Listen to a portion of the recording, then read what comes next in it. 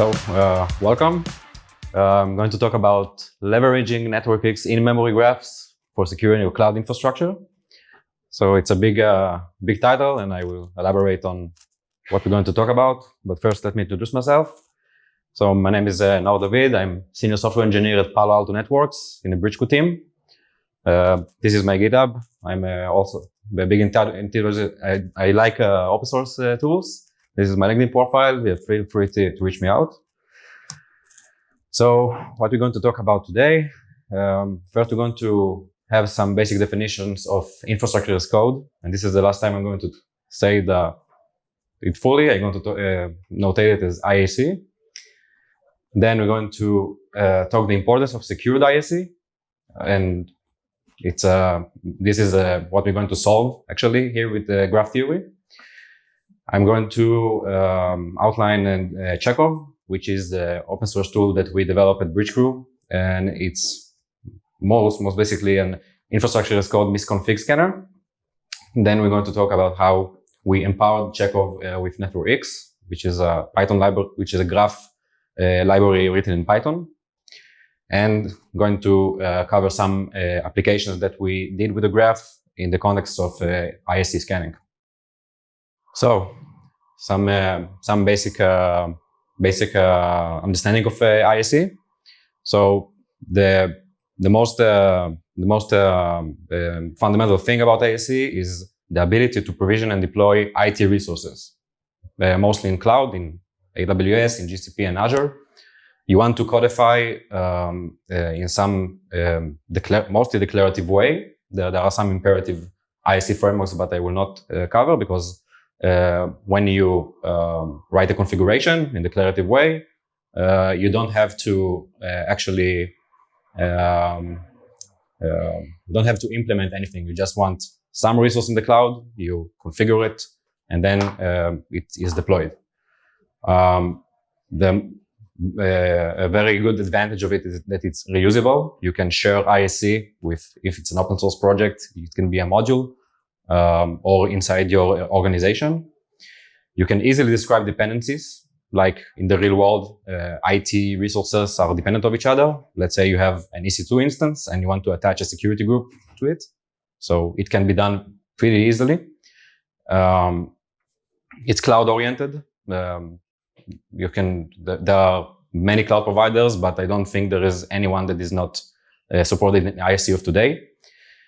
And it's most importantly version controlled and logged because it's code after all. So some popular IAC frameworks. First and the most popular of all is HashiCorp's Terraform. It's a long maintained and open source project, and it's going to be the main framework that I'm going to demonstrate today. It's written in Go. It's a sub-syntax of Go. Very useful tool. Highly recommend. Cloud providers themselves, like AWS and Azure, offers their own IAC frameworks, which is AWS CloudFormation templates and Azure ARM templates. Of course, we can look at Kubernetes as IAC because you describe infrastructure. And if you compute-oriented, there is the wonderful serverless framework that we also use internally. Which is just deploy if you want to deploy a Lambda function to AWS very easily. So this is the way to go. There are many more like Pulumi, CDK, which is imperative. I can talk about them all day, but this is the most popular that today exists. So let's just look at an example of IAC in Terraform. So you can see it's basically a configuration. It's divided to blocks, and each block has some constant properties. So first you want to define what kind of entity you want to define. In this case, the block type is a resource, meaning that it will be a physical. When you deploy this configuration, it means that it's going to be some kind of a resource. What kind? So this is what comes next, the resource types. In my case, it's just an S3 bucket in AWS. And there is, in Terraform, you have to identify your resource in the configuration. So you name it whatever you want. In my case, I just named it storage bucket. And then inside the block, you have the attributes that define the resource, which it's basically the runtime properties of this bucket. Its name is a storage bucket. For some reasons, I want to make this publicly accessible, so the ACL policy is public read, and I want to deploy it in some region. So this is it's actually comes from a variable which is defined also in the same configuration, but it can come from another file. Just for the simplicity, I defined it on the same file. And you have a variable block type, you name it region, you know it's a string, and you can provide the default value. I want to deploy this bucket in US West 2 region. Of course, you can provide it from, if you use Terraform in your CI/CD pipeline, in Jenkins, you can provide it dynamically from the runtime. In this case, it has a default value, which is defined in the build time. Right? So this is just a 2 example of Terraform. So anyone can see the problem in this bucket? So first, it's publicly accessible, which is probably a bad idea if it has confidential information. I don't see any encryption settings if I want to encrypt it, and data retention settings, meaning that if I want to keep any object that you cannot modify or delete any object for some period of time, it's just not configured here. And this configuration is valid. You can deploy it. It's not an error. It's just the way it is. So how is it possible? So this is the next topic that I want to talk about is how important is secured IAC. So the attributes that we saw they directly affect the runtime behavior of this resource, meaning that if I will deploy this bucket that we showed earlier into my account, it would just be an actual bucket that anyone can publicly read, and it's not a good idea. And the resource attributes, they can be required, so a developer can provide some value. It's not always maybe from lack of knowledge or just a mistake. It can be misconfigured. And attributes can be optional. And then what Terraform does is uses the default value. And if I would delete the ACL attribute, the default value is the public read one. So we have a problem. We want to, and modern architectures on big organization contains hundreds or thousands of these kind of resources, and it can be a really tedious to actually go manually over all of the configurations, over the development lifecycle, and keep the configuration secure and compliant. So how can we be certain that our IAC is not misconfigured? And how can you, if we are, let's say, on the defense sector, how can you enforce the security compliance which is needed for our organization? And because it's code, it's need to be part of the development lifecycle. So the answer is Checkov. And Checkov is an open source tool that we developed in Bridgecrew for 2+ years now. You can see the holy badges, and it has more than 4K stars in GitHub and more than 8 million pip installs. So meaning it's inside a lot of the CI/CD pipelines of open source users and our customers. We have a Slack community that anyone can reach out and talk about some issue or some custom need that they want to implement. And basically, on very high level, Checkov scan cloud infrastructure configuration to find misconfiguration before they even deployed, meaning it's a static analyzer. All right, so it's a build time scanner. It's even before you deploy any of your configuration to the runtime. So it's open source under the Apache 2 license. It has an active community with hundreds of contributors. It's written in pure Python. We currently, as of yesterday, have over 2,500 built-in policies for various frameworks, not only Terraform, for CloudFormation, serverless, Kubernetes templates, and most recently, we even got into the SCA security, the software composition analysis. But I will not cover, I will focus on IAC. And of course, it's maintained with love by us, by the team. We regularly update it and test it and document it, and there is a clear contribution guideline, and feel free to check it out. So how do we actually use it? So you pip install it, and it's also a CLI tool. It's a Python library. You can, of course, import it, but it's a CLI tool as well. You go to the command line, you write Checkov, you provide the directory argument, and your directory with the IAC configuration. And this is the CLI output of Checkov, and it gives you a very clear report of what is the state of your IAC currently. So I ran on the toy example that we saw, and we can see that okay, so the bucket passes on the ACL defined. There is a check called S3 bucket has an ACL defined which allows public write access. So because it's a public read, so we don't have write access to the bucket, which is good.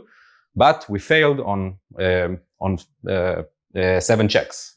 I didn't mention it all, but I want to focus on the S3 on the encryption of the bucket, basically, because we didn't provide any encryption settings. Then the bucket is by default is not encrypted. So Checkov outputs the code blocks. It gives you a clear understanding of what actually fails, and it prints you the code and the file and the line number, so you can pinpoint that specific resource that fails. All right. So if just a drill down of the check results, just to be more clear.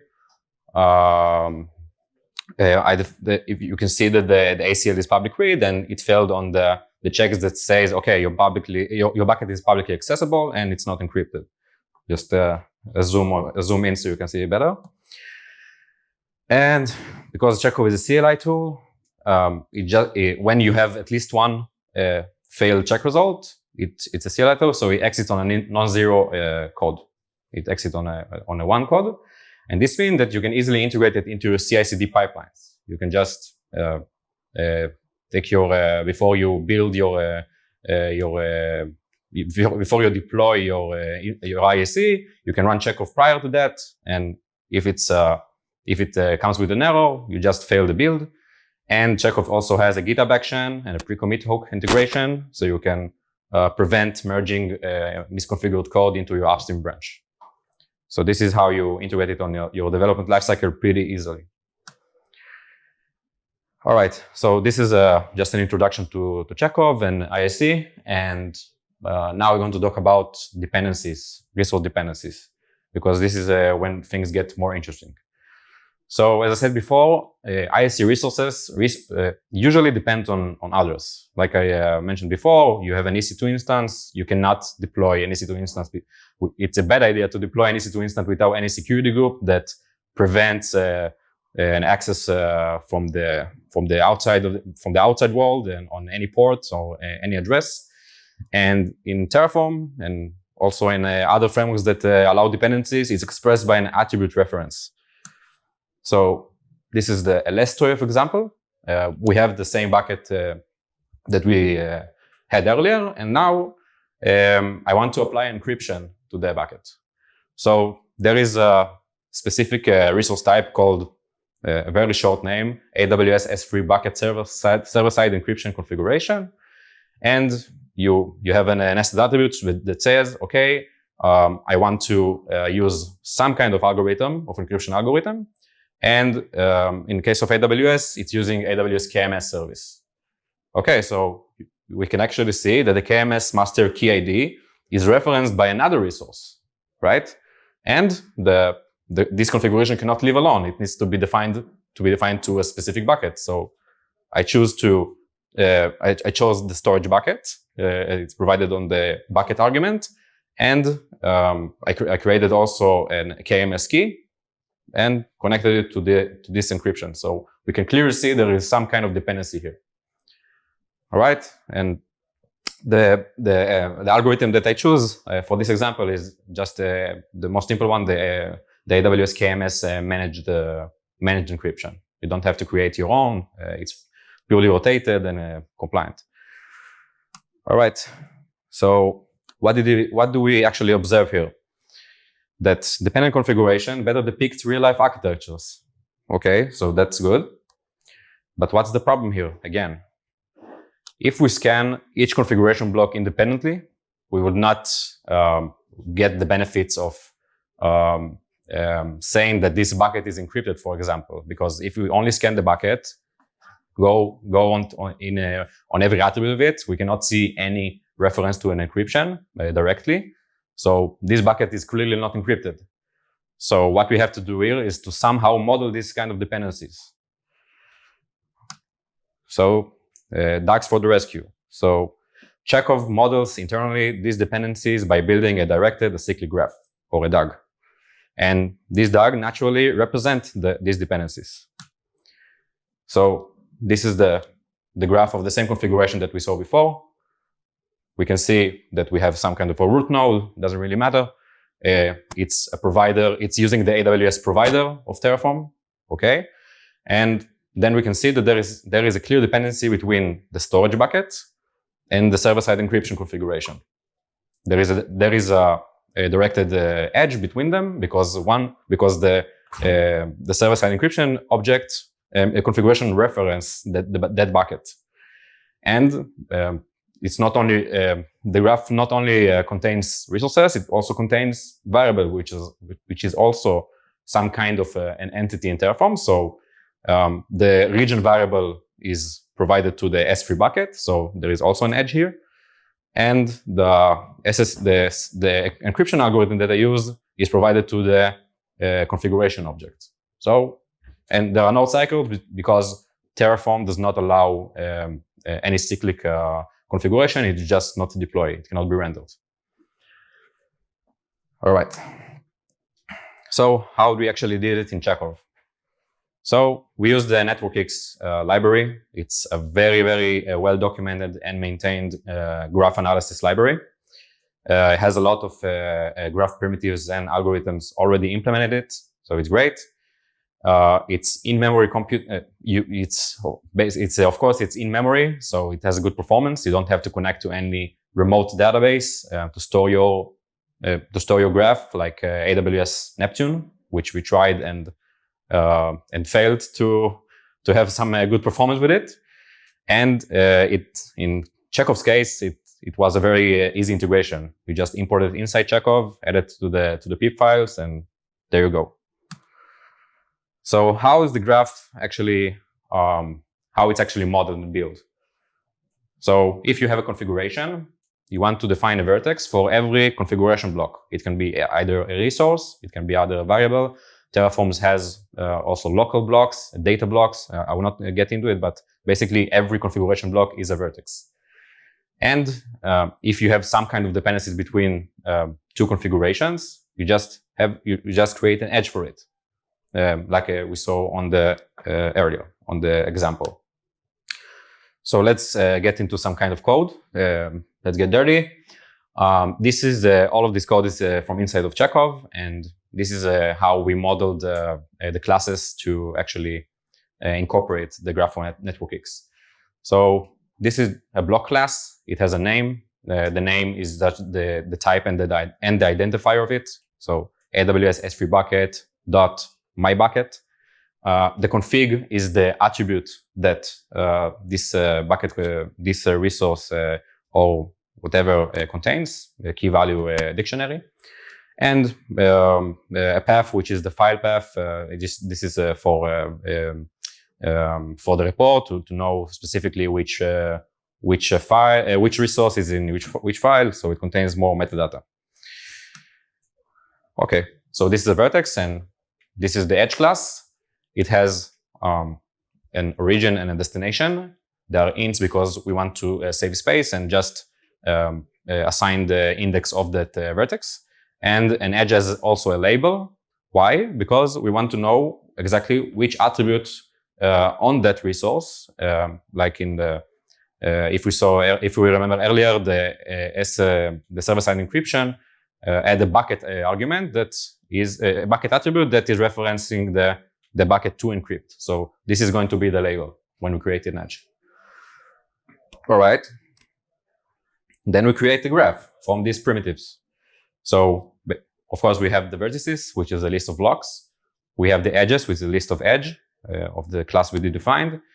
And there are some more attributes like the in edge and out edge, which it's the set. It's a mapping between the vertex ID, which is a number, and all of the edges that comes to it or comes from it. Because it's a directed graph, we use it for the algorithms that I will show in a minute.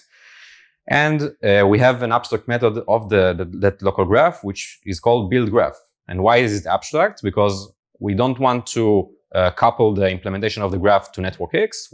If someone, for some reason, wants to implement it on another way, it can be easily implemented and done. And we choose to do it with networkx. So I forgot to mention, this local graph is agnostic to any framework because Checkov scans Terraform, CloudFormation, serverless. This is the generic graph, and we have for every framework, ISC framework, we have sorry, I have the alert again. Okay, we have a class that implements it. So in the case of Terraform, the build graph has 3 main methods. It creates the vertices from the definitions, from the Terraform definitions. It then builds the edges based on the logic that I said before. And we also have a feature called variable rendering, which I will get into it very soon. And this is the implementation of the Terraform graph, right? So where is networkx in a minute? So we want to have some kind of an interface to basically to save the graph and get it. So we have another class which is called the DB connector. This means that we want to take this local graph and then bind it to some kind of a library that implements the data structure itself.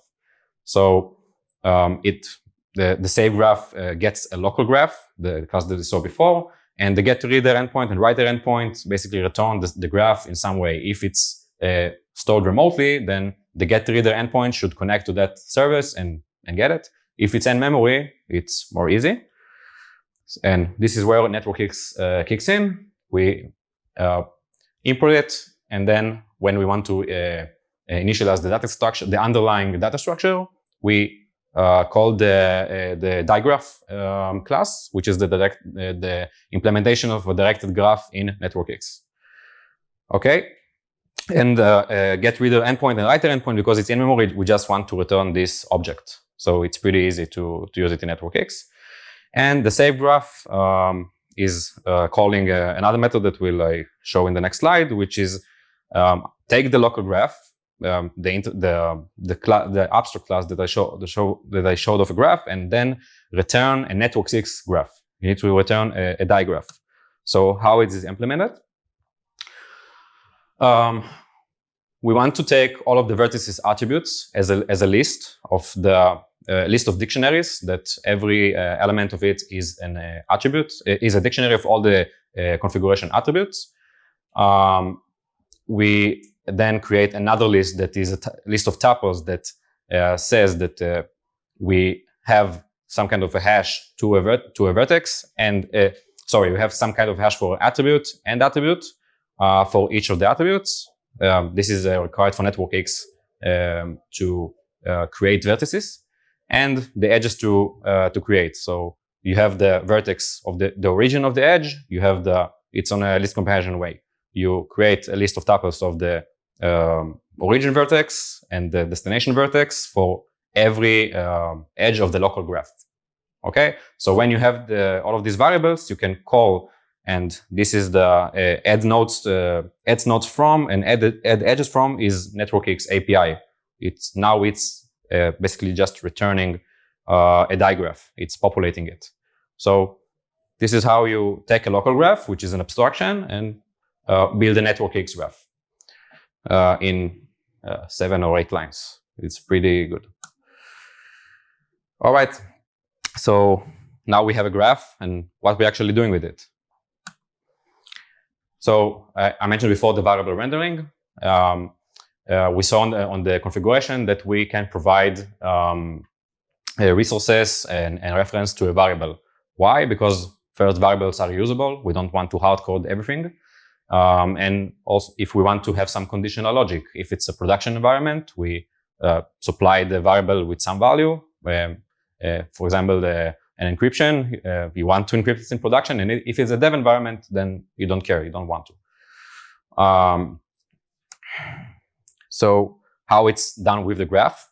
So if we look at the graph, it's a DAG, so you can traverse it in DFS to the depth of the graph, and then when you reach the end, you will hopefully you get to a variable that has a default value.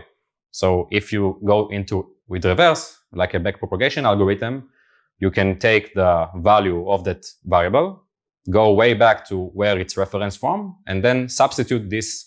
Instead of has var dot encryption algorithm, you take the actual value. And this gives you a very good advantage of figuring out if the resource is really misconfigured or not. If the value is just a var dot something, then the static analyzer would not know. You just cannot determine if it's using a valid value or not. So this is the main advantage of it.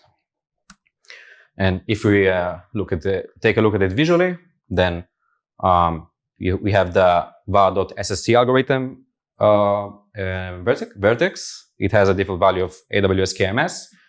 It's connected to the server-side encryption algorithm. The attribute first has only a reference to that variable. So if we go in a backpropagation way, we first start with the node that does not have any edges going from it. It just has only edges from it. And then we traverse and go to the server-side encryption object and replace the value. Not in the code itself, but in the underlying data structure of the vertex, of the attribute. And this is done before even Checkov scans everything. So first you build the graph, you do the variable rendering, and then all of the configurations have rendered values to be scanned. So variable rendering is one thing, and we have also a way to query that graph dynamically. So when we develop the graph feature, we also define some kind of a query language that allows us to easily make a vertex or some kind of a resource pass or fail, meaning that we write some custom policy that incorporates the graph. And we call this configuration BQL, Bridgecrew query language. It supports nested conditions. You can nest any condition, and it's evaluated in some kind of a tree manner. And it has built-in operators, which I will show in an example. And when you define this policy, Checkov takes this policy and evaluates it on the resources. So it's converted from this configuration into graph operations. And then it is used in the scanning context. So this is one example of a custom policy in the BQL. We have some metadata. It reminds us of a Checkov check. We have a name. In this case, it's the encryption check. We want to check if a bucket is encrypted. It has a category. Checkov holds many check categories, so it's an encryption category, and it has an ID, just an ID for distinguishing them from other checks. And then we have the interesting part, which is the policy definition.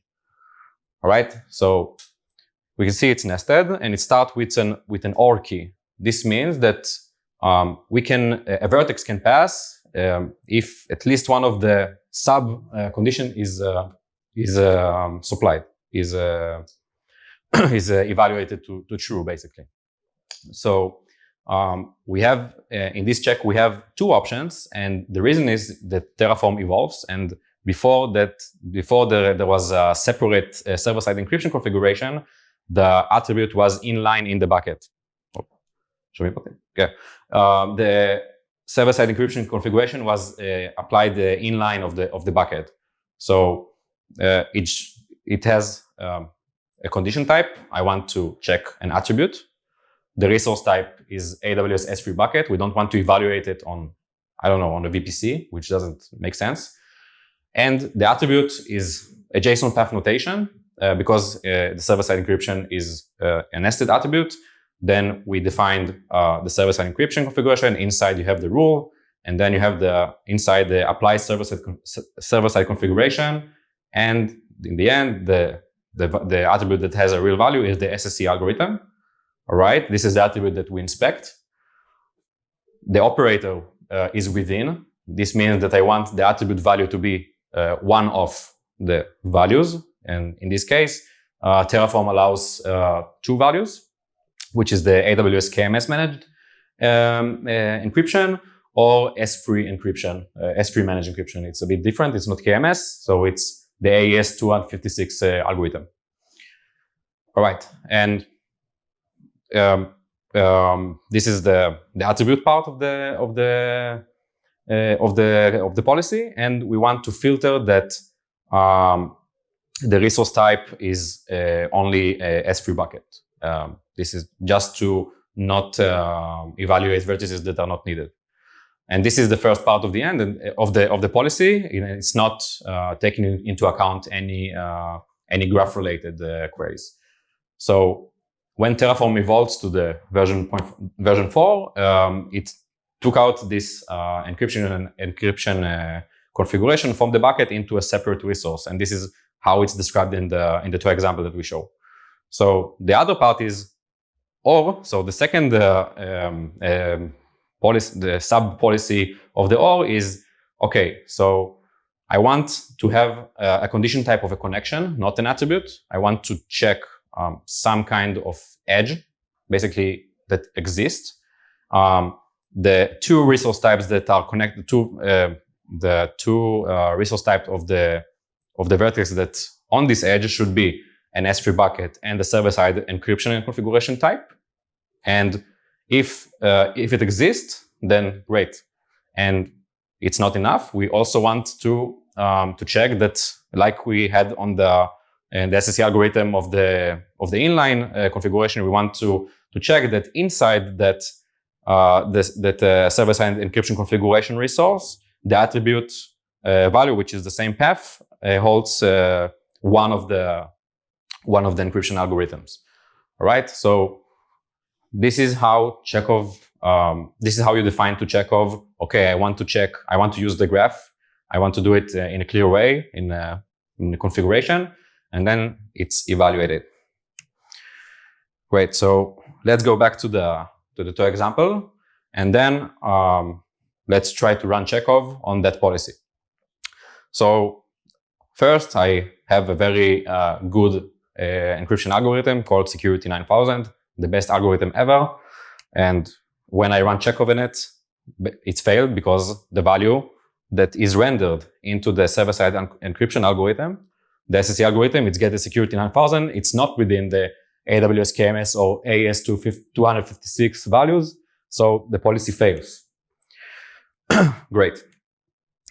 When I switch the SSE algorithm to be AWS KMS and I rerun Checkov, then voila, the storage bucket is now compliant.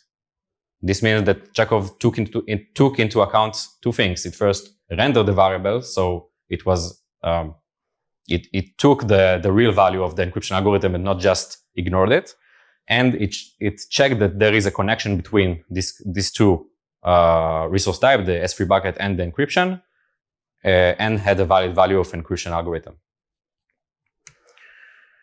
Okay, so if you want to check out Checkov, this is the link to our GitHub page, and check Bridgecrew for more ISC and SEA scanning. If you have any questions, Yes. Out of curiosity, did you implement a separate parser for each tool, or somehow you mean for each ISC framework? Yes. So for Terraform, we use Terraform's syntax is called HCL2. It's a subsyntax of Go, and we use the third-party library for parsing these definitions. And yes, when you have another framework, you use, if it's a CloudFormation, it's a YAML. It's not exactly a YAML parser because it has a specific syntax for it. So you have to implement a parser for a framework. It's part of the deal. Yeah. When we add a new framework, it's not that easy because we need to know all of the let's say the structure, the syntax. Yes, but in the end, when Checkov scans a parse data, we normalize it to the same data structure.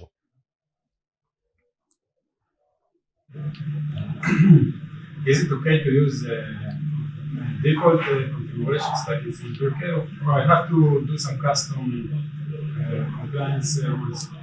You mean the policy? Yeah, the policy. Yeah. Is it okay to stay with the defaults, or for real production you have to? Yeah. Yeah, so this is a policy that Checkov offers, and we follow a lot of security benchmark like CIS and HIPAA, and we try to cover all. But of course, there are specific needs from customers, and every customer can fork Checkov, can write its own policy and not share it, but usually they contribute it back to Checkov.